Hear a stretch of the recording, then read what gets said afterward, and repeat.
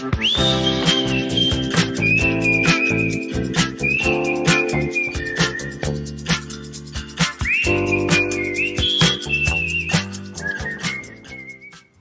afternoon. I am a professional storyteller, and as a professional storyteller, I tell stories to a broad range of audiences in a wide variety of settings, and words are my main instrument. The thought among oral performance storytellers is that the story experience is created together by the storyteller and their listener or listeners. In other words, the teller shares the story from their imagination through verbal as well as body language, and the listener uses their imagination to engage in the story they hear. We're typically watching our audience's responses, and we're adapting, we're adjusting our telling, even if it's a little bit subtly, because of the communication they give to us as they're listening. Therefore, storytellers esteem connection with their listeners as very important to their art. I see in listeners a difference when I'm just speaking and then when I tell a story.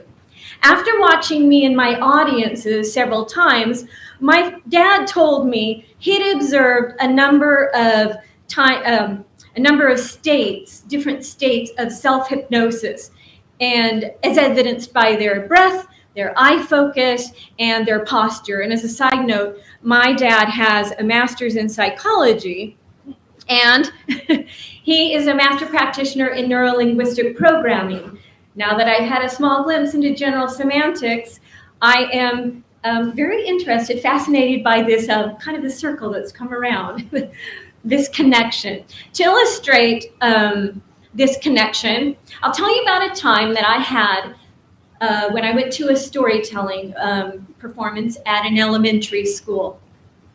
When it came time, the teachers brought the children in. They had them lined up and sit in rows on the floor. But this one teacher had one boy very closely under her watch, and she told him, I overheard this, to sit down, don't say a word, don't move.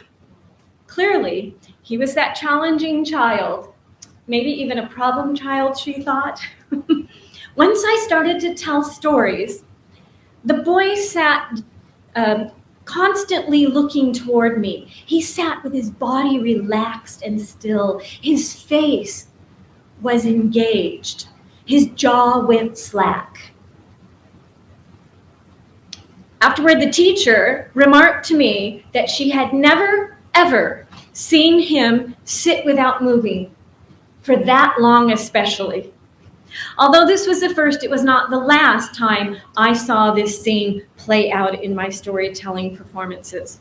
Experience told me there was power in story. My fascination led me to study story and storytelling and then to get a master's in storytelling. I was in the second semester of my grad school experience when the challenge of the pandemic became my opportunity in addition to my challenge.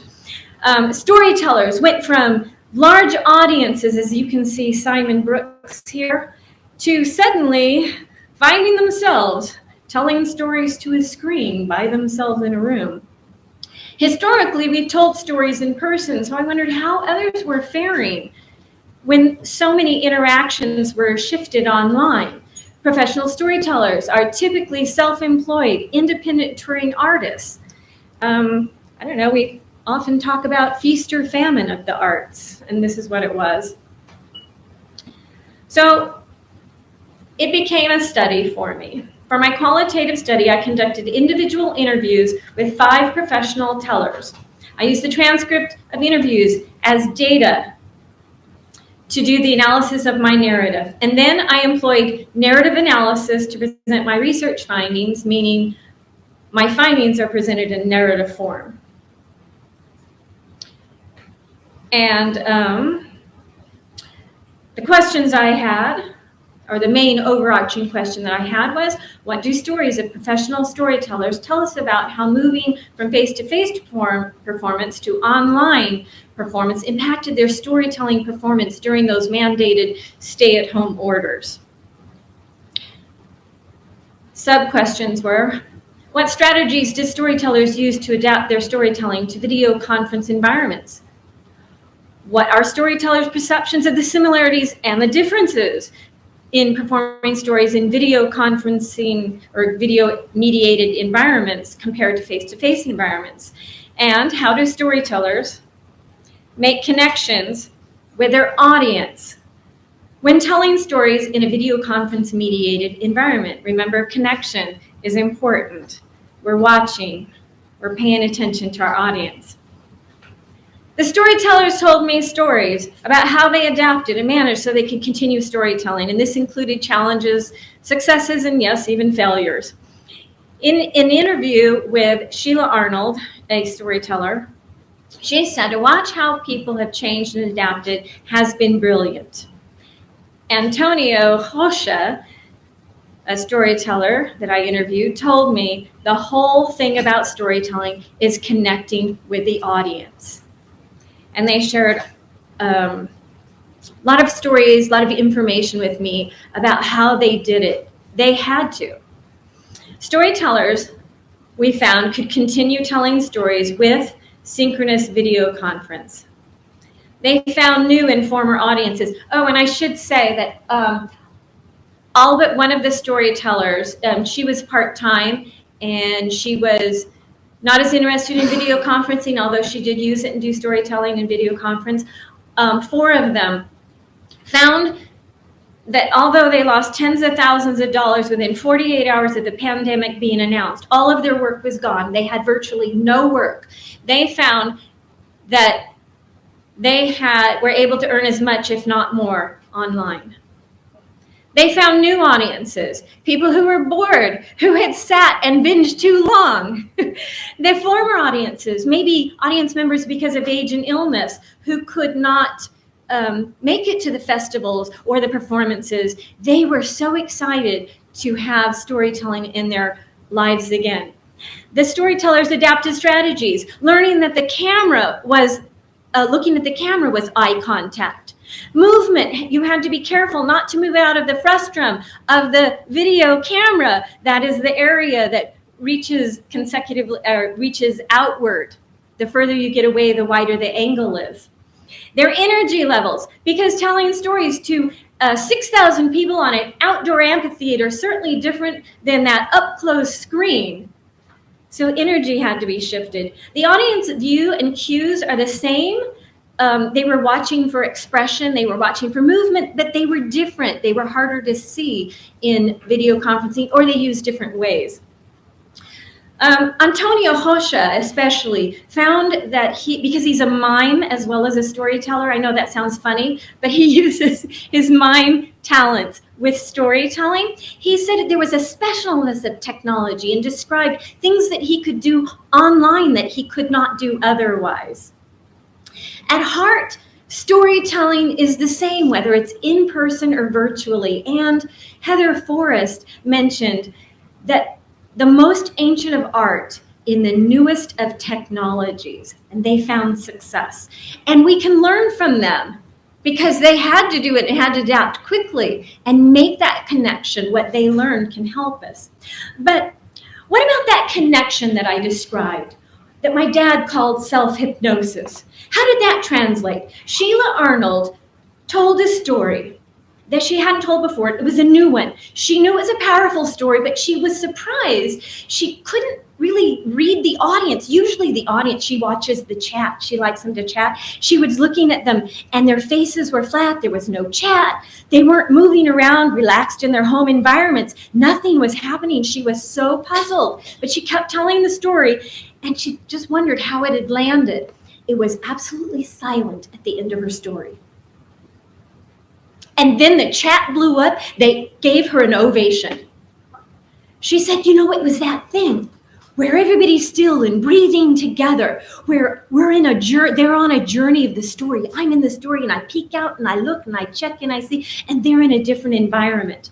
The virtual platform was robust enough for Sheila, at least in one instance, for her to connect with her audience in a manner that created deeper than usual experience. She unwittingly evoked the story listening trance, which was identified by Franz Stallings in 2 papers in 1988 and 1993. Storytellers talked about this rare phenomenon of audiences inwardly focusing intense attention state that can occur when a storyteller masterfully tells a powerful story. This hypnotic state can be identified by what she called an unusually deep stillness, when story listeners become motionless with blank faces and slowed breathing. And we hear or read a story, our imaginations can transport. She called it story listening trance.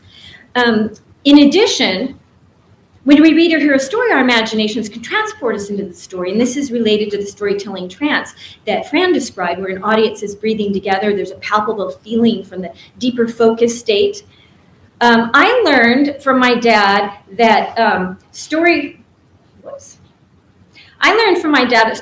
can have different depths. We could have different depths of self-hypnosis. And Strum, in a study, found that they can flicker back and forth between the states of consciousness, where it's lighter, where it's deeper, and it varying. But it's really unusual to have everybody all at once, like Sheila described. But Stallings described it in person, and that's what she calls story listening trance. Strum said that there was this back and forth, and then the varying trance ideas. Lance Straight, in a 2014 paper, it discussed reading and narrative as an environment, that it could be understood in the sense of getting lost in the story, being transported into another space and time. And although he's referring to written stories, I argue that this applies to oral story. That's the same thing. The place and events of a story is an environment. He said it is in the nature of environments to be in effect invisible. That's what happened. They were transported into the story. She became invisible. There was the story, less aware of the environment, even though it was an awkward Zoom environment, which seemed rather remarkable.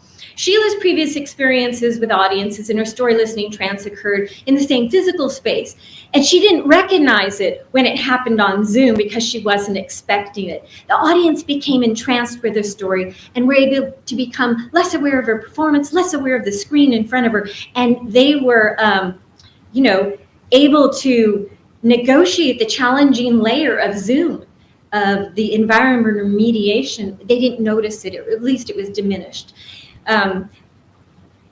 In Notes on Narrative as Media and Media Ecology Approach to the Study of Storytelling is the name of the paper. And Lance Straight said, media are environmental because they mediate between ourselves and our outer environment. We generally don't pay attention to the environment ourselves.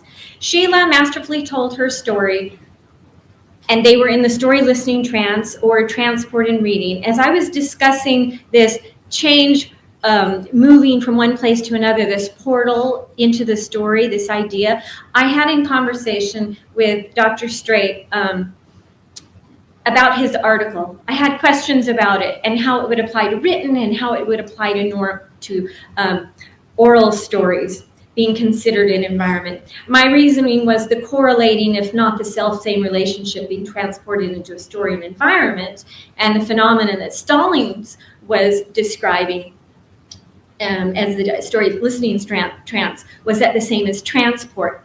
And when I explained all of this, I loved what we were Zooming, of course, at the time. I loved what he said. He coined a term. Okay. It's not shifting. Did it shift? Yes. Transport. You saw transport. Sorry about that. He coined the term transport. And I thought that was a great, between both of them, I've used that since, and thank you very much for that.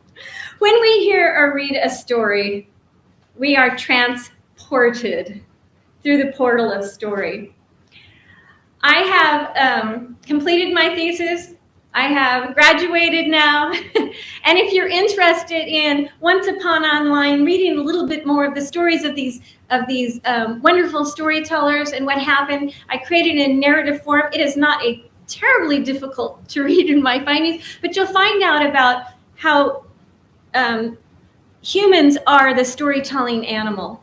We really connect through story. In fact, Walter Fisher was inspired by philosopher Alistair, awesome, his name slipped my mind, to call, Walter Fisher said, we are homo narrans.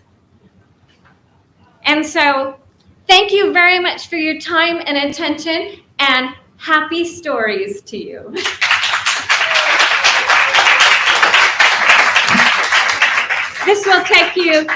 This QR code will take you to the download of my thesis.